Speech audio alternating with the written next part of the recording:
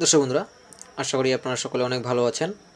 তো আবারও আমি হাজির হলাম নতুন আরেকটা ভিডিও নিয়ে আপনাদের মাঝে। এই যে আপনারা গরুটিকে দেখতেছেন, এটি গর্ভাবস্থায় মাটিতে শুয়ে পড়েছে, এখন আর উঠতে পারতেছে না। আহ, এই গরুটির বাচ্চা হওয়ার সময় একেবারেই শেষের দিকে।